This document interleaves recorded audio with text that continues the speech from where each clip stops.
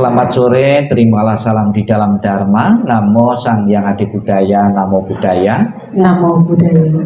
Kembali pada sore ini kita akan bersama-sama membacakan doa pelimpahan jasa untuk almarhumah Ibu Suni Sulistyo apabila belum terlahir di alam bahagia, alam surgawi, alam kedamaian, kebahagiaan. Dengan dukungan doa yang akan kita berikan ini, semoga akan segera mengkondisikan arwah beliau untuk menikmati alam surga bahagia, mencapai pembebasan, dan juga keluarga yang ditinggalkan, putra-putri beliau, anak-anak beliau, cucu, dan semua dalam keluarga almarhumah ini, lewat pembacaan nasihat Sang Buddha yang menjelaskan tentang ketidakkekalan badan jasmani manusia dan juga ketidakkekalan alam semesta, segera bisa menyadari dan merelakan sepenuhnya kepergian almarhumah menuju alam yang lain. Marilah kita bersama-sama masuk dalam doa, suasana hening agar selalu terjaga. Mohon yang membawa HP untuk sementara waktu dinonaktifkan terlebih dahulu. Untuk mengawali pembawaan doa, marilah kita berdiri. Kita akan bersama-sama menghormat dengan menundukkan kepala sebanyak 3 kali untuk menghormati altar almarhumah. Hormat pertama, hormat kedua, hormat ketiga. Silakan duduk kembali. Bukunya dibuka halaman 18 dan 20. 18 dan 20. Kita akan bersama-sama membaca penjelasan Sang Buddha tentang tujuan dan manfaat memberi persajian makanan-makanan di depan altar almarhumah ini, agar kita tahu dan mengerti dan paham tujuan dan manfaatnya. Sutta tentang para makhluk peta yang berada di luar dinding. Kita baca penjelasan Sang Buddha ini. Mereka berdiri di luar dinding rumah dan di setiap perempatan jalan. Setelah kembali ke rumahnya sendiri, mereka berdiri di muka pintu-pintu. Ketika beraneka ragam makanan dan minuman serta makanan padat lainnya dihidangkan, tiada satupun orang yang ingat kepada mereka, para makhluk, sebagai akibat karma yang lampau ini. Demikianlah mereka yang memperbebas kasih, memberikan kerabatnya minuman dan makanan murni yang berlimpah tepat pada waktunya. Semoga ini semua menjadi milik para kerabat. Semoga mereka berbahagia. Dan setelah mereka berkumpul di sana, para kerabat yang telah meninggal berkumpul, mereka bergembira sepenuhnya akan makanan dan minuman yang berlimpah ruah. 20. Semoga para kerabat kalian berusia panjang. Merekalah yang menyebabkan kita memperoleh keuntungan ini. Penghormatan telah diberikan kepada kita. Tiada pemberi tanpa pahala, karena di sana tiada pertanian dan tiada peternakan, tiada perdagangan, tiada transaksi jual beli dengan uang. Maka dengan pemberian dari sini, mereka yang telah meninggal dapat hidup di sana, bagaikan air di bukit mengalir menuju ke bawah. Demikianlah pemberian yang telah diberikan dari sini, bermanfaat bagi mereka yang telah meninggal. Bagaikan sungai-sungai yang penuh dapat mengalir memenuhi lautan. Demikianlah pemberian yang telah diberikan dari sini, bermanfaat bagi mereka yang telah meninggal. Ia telah memberi kepadaku, ia telah berbuat bagiku, ia adalah kerabat, rekan, dan sahabatku. Setelah memberikan persembahan kepada mereka yang telah meninggal, lalu mengenang apa yang telah dilakukan pada kehidupan lampau, sesungguhnya bukanlah tangisan, kesedihan, ataupun ratapan lainnya. Demikianlah para kerabat berdiri di sana tanpa manfaat bagi mereka yang telah meninggal. Dan persembahan yang telah diberikan guna menopang sangga ini, sesungguhnya demi kepentingannya akan menimbulkan manfaat untuk waktu yang lama. Kewajiban kerabat yang telah diterangkan ini adalah penghormatan yang telah dilakukan dengan sempurna kepada mereka yang telah meninggal, kekuatan yang telah diberikan kepada para biku, dan pahala besar yang telah kalian capai. bagaikan batu karang yang besar, puncaknya menjulang ke angkasa, berubah dan hancur karena pengikisan dari 4 arah. Demikian pula kelapukan dan kematian menguasai semua makhluk. Apakah dia kesatria, brahmana, pedagang, pekerja, kasta buangan maupun pembersih jalan, tidak seorang pun yang akan terbebas, semuanya pasti menemui kematian. Dalam hal ini tidak ada tempat bagi gajah-gajah, pasukan maupun prajurit. Tiada satupun dengan mantra perang atau kekayaan dapat mengatasi kematian. Sebab itulah para bijaksana setelah melihat manfaat kebajikan bagi dirinya, maka mereka memperkuat keyakinannya kepada Buddha, Dhamma, dan Sangha. Siapa saja yang melaksanakan Dhamma dengan baik, dengan pikiran, ucapan, dan perbuatan, orang itu sangat terpuji dan setelah meninggal ia berbahagia di surga. 26. Perenungan pada kehilangan orang yang dicintai. Kita baca bersama.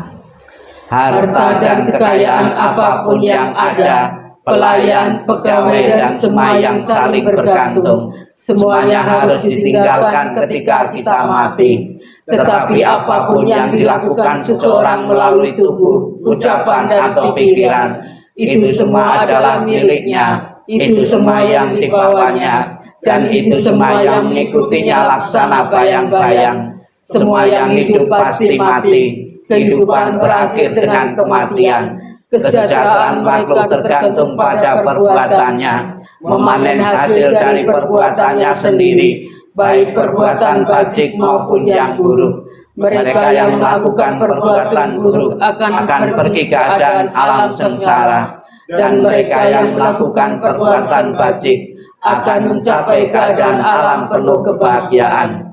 Oleh sebab itu, biarlah semua orang selalu melakukan perbuatan yang bajik untuk tabungan kehidupan yang mendatang.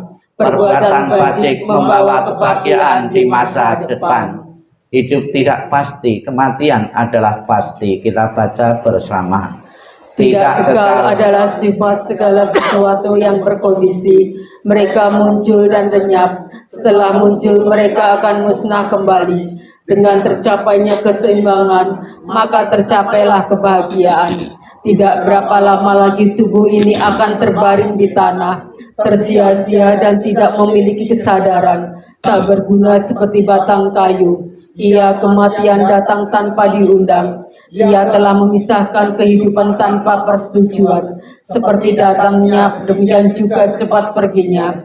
Maka ratapan apa ya lagi yang dapat ada di sana? Orang yang berpikir bijik menyiksa dirinya sendiri dengan berpikir, aku mempunyai anak-anak, aku mempunyai kekayaan. Jika dirinya sendiri bukanlah miliknya, kapankah pernah ada anak dan harta yang jadi miliknya?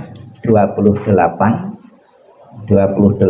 30 dan 32. Kita baca nasihat Sang Buddha, khotbah Sang Buddha ini tentang sutta, luka penderitaan. Kita baca bersama-sama 28, 30 dan 32. Kehidupan apapun yang mengalami kematian di dunia ini adalah singkat dan penuh dengan penderitaan yang tidak dapat dihitung maupun diukur. Tidak ada alat apapun yang dapat digunakan untuk melarikan diri dari kematian. Setelah mencapai usia tua, maka kematian tak terelakkan. Bagaikan buah setelah masak akan gugur, demikian pula makhluk yang bisa mati setelah dilahirkan harus selalu menghadapi takutnya kematian. Seperti halnya dengan periuk keramik, haruslah pecah pada satu waktu.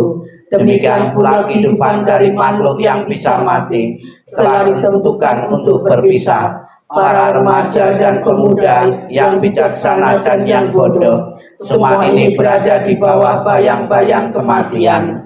Tiada seorang ayah pun yang dapat menyelamatkan anaknya. Tiada sanak saudara yang dapat menyelamatkan saudaranya. Ketika mereka harus berpisah dengan dunia ini, ketika sanak saudara berdiri memperhatikan dan meratap, menyaksikan bagaimana makhluk mengalami kematian, seperti sapi yang digiring ke rumah jagal. Demikianlah semua makhluk yang akan disergap oleh kematian dan usia tua. Para bijaksana setelah mengetahui sifat alami dunia ini tidak akan mengalami penderitaan. Akan sia-sia jika engkau meratapi yang mati, karena engkau tidak akan pernah tahu kapan mereka datang dan kapan mereka pergi. Jika ratapan akan menyembuhkan luka hati bagi si peratap, maka biarkanlah para bijaksana meratap. Kedamaian pikiran tidaklah diperoleh melalui ratapan. Semua keadaan ini hanya akan membawa penderitaan dan melukai tubuh. Meratap hanya akan membuat si peratap lemah dan pucat. Ratapan tidak akan menolong orang yang telah meninggal. Oleh sebab itu meratap adalah sia-sia. Dengan tidak melepaskan kesedihan, maka ia justru semakin menderita. Ia hanya akan semakin tenggelam dalam alam kesedihan. Lihatlah bagaimana orang-orang yang terlahir di dunia ini sesuai dengan karmanya harus gemetar di bawah bayang-bayang kematian. Dengan cara apapun manusia berpikir tentang segala sesuatunya, semuanya itu terjadi kebalikannya. Itulah sifat alami yang berlawanan dari segala sesuatu. Dengan demikian telitilah sifat dunia ini. Walaupun misalkan seseorang dapat hidup 100 tahun atau lebih, ia tetap harus meninggalkan kehidupan ini dan pada akhirnya kehilangan teman dan sanak saudara. Oleh sebab itu, dengan mendengarkan para bijaksana dan orang suci dan memandang orang yang meninggal, kendalikanlah kesedihanmu. Renungkanlah keberangkatan dari orang yang kau cintai dengan berpikir bahwa berpisah adalah hal yang wajar. Laksana seseorang berusaha memadamkan rumah yang terbakar dengan air. Demikian pula biarkanlah orang yang teguh dan bijaksana menyingkirkan penderitaan secepat angin meniup segenggam kapas. Biarkanlah seseorang yang menginginkan kebahagiaan dirinya membuang luka dari ratapan dan penderitaan yang ditanamnya sendiri. Setelah membuang luka itu dan mencapai ketenangan batin, ia akan terberkahi dan terbebas dari penderitaan, mengatasi semua kesedihan. Tak lupa kita panjatkan doa untuk keluarga yang ditinggalkan, semoga bebas dari kemalangan, kesulitan, maupun bebas dari segala mimpi-mimpi yang buruk. Dengan syair kebahagiaan untuk sanak keluarga, kita baca bersama.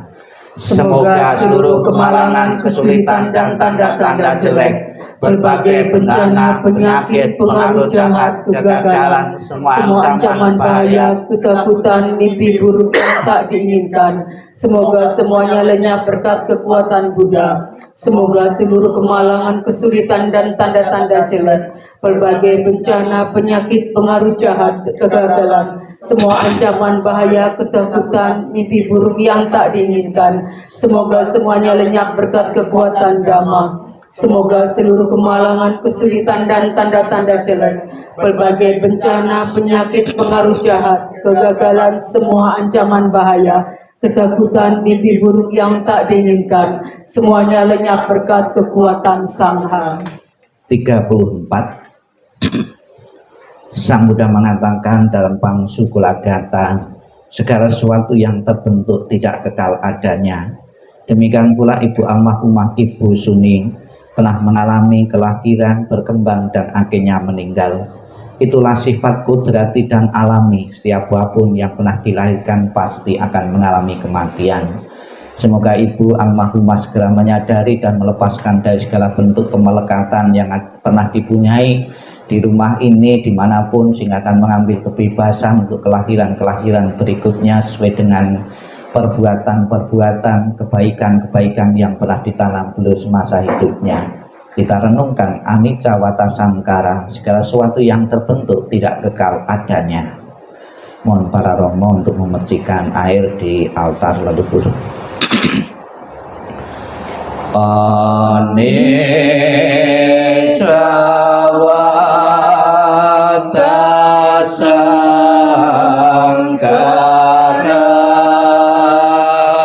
upadawa yada minam upatitwa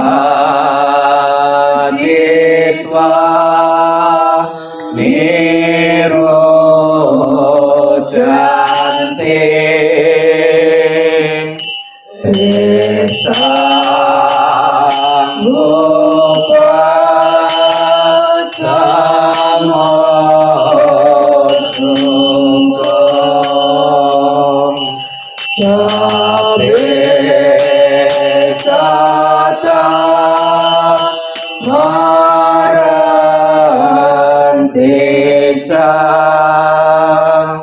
mari soca mari sareng tatewan mari sami nate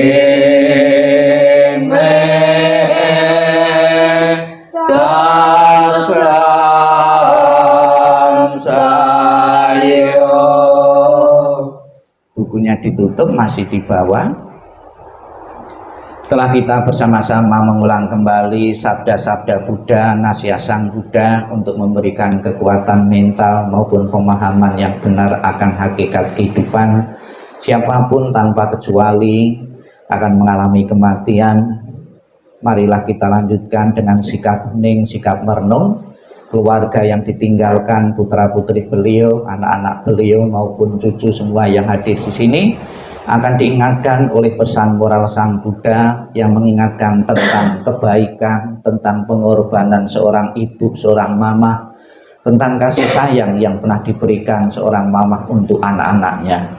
Dengan selalu mengenang jasa dan pengorbanan dan kasih sayang orang tua yang telah tiada, semoga dalam benak masing-masing keluarga bertekad ingin membalas kebaikan dari orang tua yang telah tiada dengan selalu menjaga nama baik, kerukunan, keharmonisan sebagai bentuk bakti kepada orang yang telah tiada. Sikap hening, sikap merenung, sikap meditasi dimulai.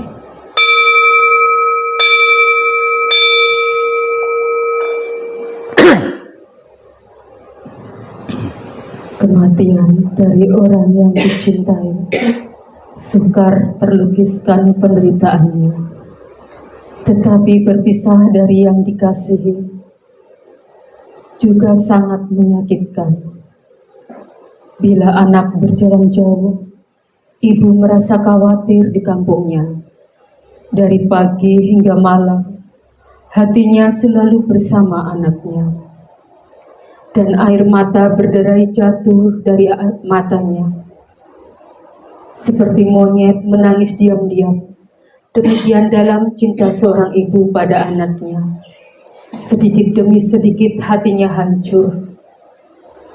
Alangkah besar kebaikan orang tua dan gejolak emosinya. Kebaikannya mendalam dan sukar membalasnya. Dengan rela mereka menderita untuk kepentingan anaknya. Bila anak bekerja berat, orang tua pun merasa tidak senang. Bila mereka mendengar bahwa dia berjalan jauh, mereka khawatir bahwa pada waktu malam sang anak berbaring kedinginan. Bahkan kesakitan sebentar yang derita putra-putri atau putra-putrinya akan menyebabkan orang tua lama bersusah hati. Kebaikan orang tua adalah besar dan penting. Perhatiannya lemah lembut, tidak pernah berhenti. Dari saat mereka bangun tiap pagi, pikiran adalah kepada anak-anaknya. Apakah anak-anaknya dekat atau jauh, orang tua selalu memikirkan mereka. Sekalipun seorang ibu hidup untuk 100 tahun, berumur 80 tahun, dia akan selalu mengkhawatirkan anaknya yang berumur 80 tahun. Inginkah Anda mengetahui bilakah kebaikan dan cinta yang demikian itu berakhir? Ia bahkan tidak pernah berkurang hingga akhir hidupnya. Sang Yang Adi Buddha, Tuhan Yang Maha Esa, para Buddha Bodhisattva dan Mahasatwa, kembali pada sore ini kami panjatkan doa untuk melapangkan jalan Ibu Almarhumah Ibu Suni Sulistyo. Dengan doa-doa yang telah kami panjatkan, dengan bakti yang tinggi dari putra-putri beliau yang hadir, dan dengan kekuatan timbunan kebajikan yang ditanam beliau, dan doa restu dari semua yang hadir maupun yang tidak hadir, apabila saat ini arwah beliau mengalami ketenangan, kedamaian, kebahagiaan, Apa yang kami lakukan ini akan segera mengkondisikan arwah beliau untuk terlahir di alam bahagia. Dan tak lupa sebagai tanda bakti dan hormat kepada beliau yang telah tiada, secara simbolis dan dipersembahkan sajian makanan sebagai bentuk bakti dan hormat kepada beliau. Sabi Sata Bawantu Sukitata, semoga semua makhluk hidup berbahagia dan sejahtera. Sadu, sadu, sadu. Terimalah salam di dalam Dharma. Namo Sang Hyang Adi Budaya, Namo Buddhaya. Namo Buddhaya. Disabdakan oleh Sang Buddha, ditulis yang baru saja kita baca tadi. Salah satunya Sang Buddha mengatakan demikian: para bijaksana setelah mengetahui sifat alami dunia ini tidak akan mengalami penderitaan jika ditinggal kematian oleh orang yang kita cintai. Saya kira untuk menjadi orang bijaksana tidaklah gampang. Maka beberapa usaha-usaha yang dilakukan para rohaniwan, ya, bagaimana agar para umat itu mempunyai kebijaksanaan di saat sedang mengalami kesedihan karena ditinggal kematian, bisa menerima dengan ikhlas, dengan legowo. Bermacam-macam resep disampaikan oleh para rohaniwan agar tidak terlalu mengalami kesedihan. Untuk menjadi bijaksana seperti yang diharapkan oleh Sang Buddha dan para rohaniwan-rohaniwan, untuk umat-umat awam tentunya tidak gampang, tidak mudah. Maka di beberapa kesempatan untuk memberikan pemahaman, pengertian tentang kematian yang harus dialami oleh siapapun tanpa kecuali, Sang Buddha menggunakan beberapa perumpamaan-perumpamaan yang paling dekat dengan kondisi umat tersebut, kondisi masyarakat tersebut. Perumpamaan-perumpamaan Sang Buddha yang pernah diberikan berkaitan dengan kematian agar bisa mudah diterima dan dipahami. Tadi kita bersama-sama membaca perumpamaan oleh Sang Buddha. Sang Buddha mengatakan, bagikan batu karang yang besar, puncaknya menjulang tinggi, pasti juga akan hancur karena pengikisan dari 4 arah.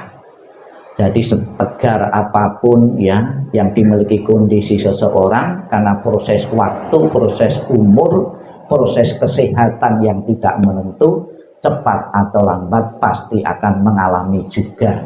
Tanpa kecuali keluarga kita sendiri, tanpa kecuali orang yang kita cintai maupun orang yang kita benci pun juga akan mengalami yang sama, proses penghancuran, proses pengikisan. Batu karang yang begitu kuat, yang begitu kokoh pun akan hancur, akan berkeping-keping, lebih-lebih cuma badan jasmani kita. Kalau kita kena angin saja ya, beberapa jam saja sudah mengalami perubahan, yang tadinya sehat menjadi masuk angin, yang kepanasan, kedinginan gitu saja kita pun langsung berubah. Batu karang yang kokoh, yang besar pun akan mengalami perubahan. Itu perumpamaan yang pertama yang disabdakan oleh Sang Buddha. Perumpamaan yang kedua yang paling dekat dengan kita tentang kematian itu Sang Buddha menggunakan buah yang masak di pohon, ya, itu cepat atau lambat pasti akan jatuh juga. Demikian pula seseorang ya mengalami proses kehidupan bahkan sampai 100 tahun atau lebih pun juga bisa dipastikan itu akan mengalami kematian. Seperti yang disabdakan oleh Sang Buddha, buah ya bahkan belum sampai tua pun, buah pun juga banyak yang mengalami kejatuhan. Ya, bunga bisa gugur ya. Kemudian mangga misalnya saja, itu belum sampai tua pun juga banyak yang sudah gugur juga karena proses dari alam ya. Kemudian juga Sang Buddha menggunakan perumpamaan periuk keramik ya. Periuk keramik biasa digunakan untuk hiasan-hiasan karena proses, karena faktor-faktor yang lain pun juga akan mengalami pecah, berkeping-keping.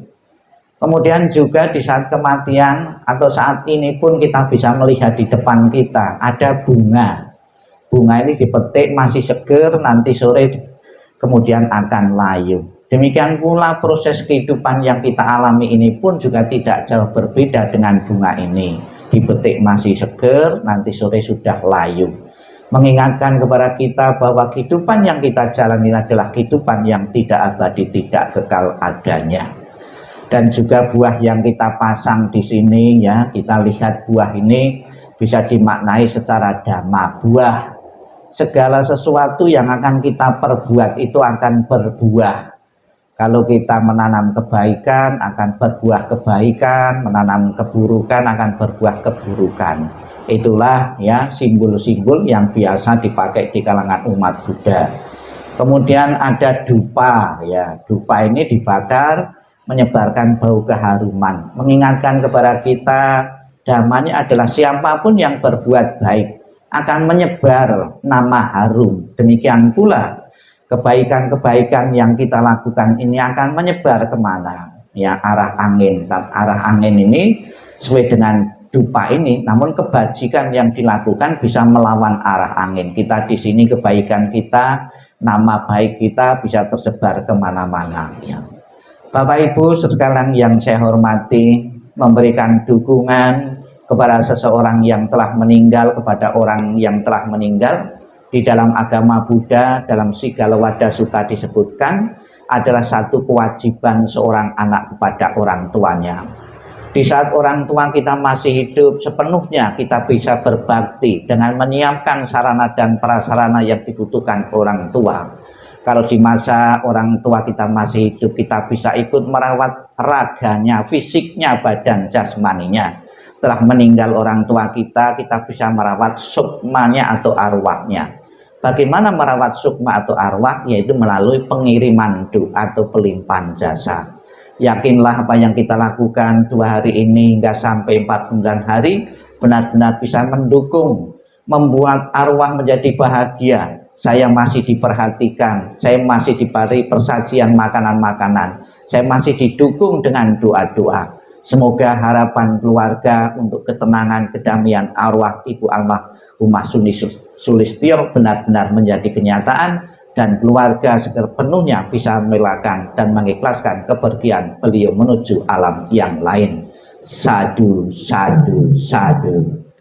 Marilah kita lakukan, kita lengkapi doa ini dengan dibuka halaman 33 dan 34. Titik-titik kita isi nama beliau.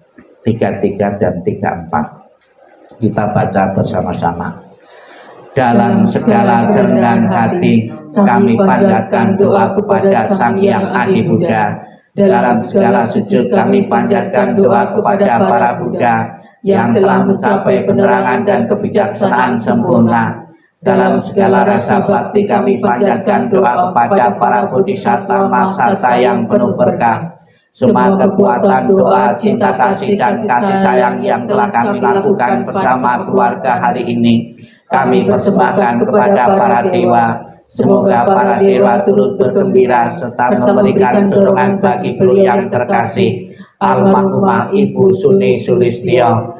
Dengan segala cinta kasih dan kasih sayang, doa kami limpahkan bersama kekuatan pelimpahan jasa kepada beliau yang sangat dikasih oleh keluarga.